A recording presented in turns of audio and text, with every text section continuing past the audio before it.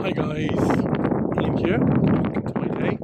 And as you can see, I'm out and about on a morning walk with my two dogs and walking a path that I walk most days, at least once. And I was saying only yesterday to some friends that I'd walked this path about 1,000,000 times. Okay, slight exaggeration, but many times over many years. And every time I do, I seem to see and notice something different.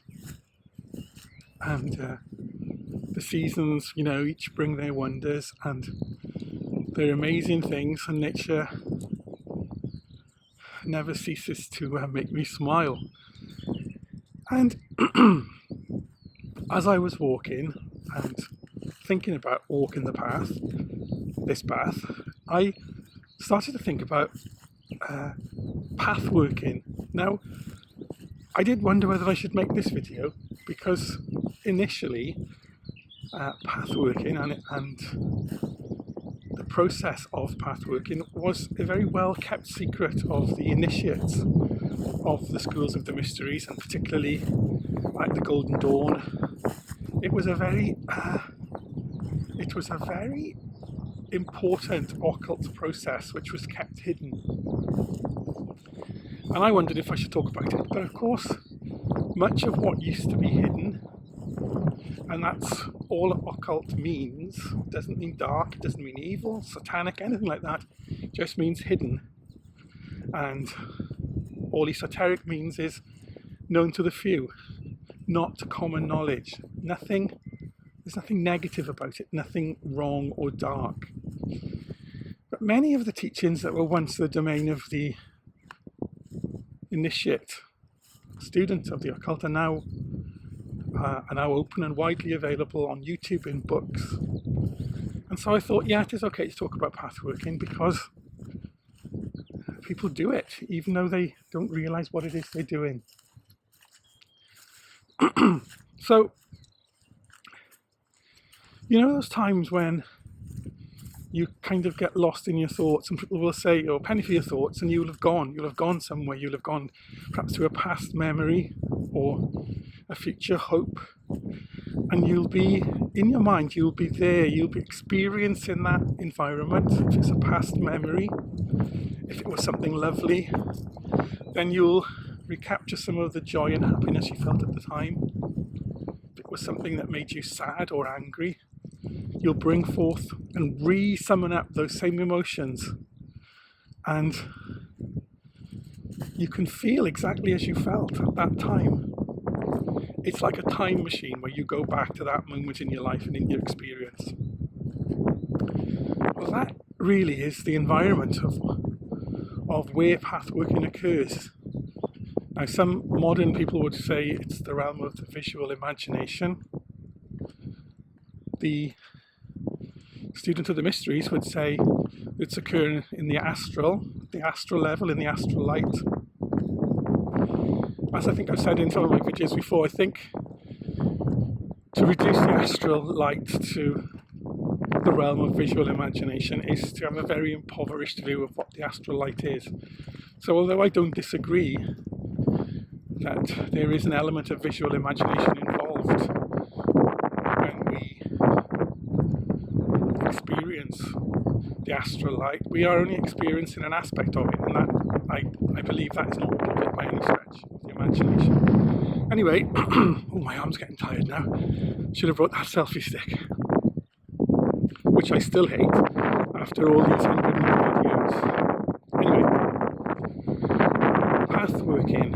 Now, the purpose of pathworking is to expose us to an environment or a character or an experience that we wouldn't get perhaps in our physical daily lives, and that we would want to seek out because it would have an effect on us. It would cause a change within us, a realization, an understanding, the start of a process of change. And the way that happens is the pathworking that will have been written specifically to achieve an outcome will focus on, well, it'll be based on some sort of theory. So for example, if it's pathworking in the Kabbalistic tradition, it will probably start off from the sphere of Malkut, from the temple of earth, and you'll journey along a pathway to another Sephira and the temple of that Sephira. So for example, the 32nd path on the Tree of Life would be the journey from Malkut to Yesod and the lunar temple. And the imagery that would be used to narrate your journey from the Earth Temple to the Lunar Temple would include images, characters, archetypes that would be specifically chosen to have an effect on us, both on our conscious, but more importantly on our subconscious minds, because humanity has its archetypal images. It's not coincidental that in pretty much all cultures there are stories, there are descent mythologies, there are dungeons, dragons, castles, princesses, wizards, kings and queens. That is the story of humanity. These are the symbols of our experience. And so when we encounter these characters, these situations in our pathworking, they have an impact on us. They resonate with both that part of us which sits deep within,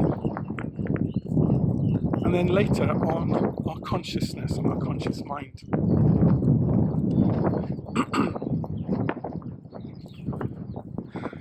So for me, pathworking's a wonderful, precious experiences, not to be taken lightly,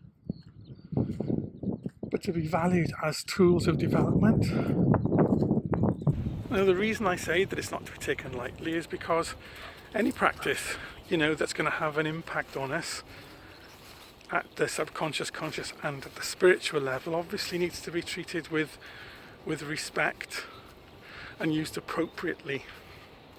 And the other thing, it's quite well known that for some people, pathworking can become very addictive, because once you start to experience the wonders of your own personal universe in your mind, where you can go anywhere, do anything, be anyone, sometimes people find that they want to spend more and more time there, and in some ways begin to lose touch with the real world and kind of withdraw from everyday living. Well, clearly you don't want to do that. That is definitely not the purpose of pathworking, nor what a student of the mysteries should be aiming to achieve. So do your research and come to your own conclusions. And pathworking is a really great experience to have and a tool to have in your toolkit if you choose. So anyway, thanks for listening. Definitely going to go now before my arm drops off.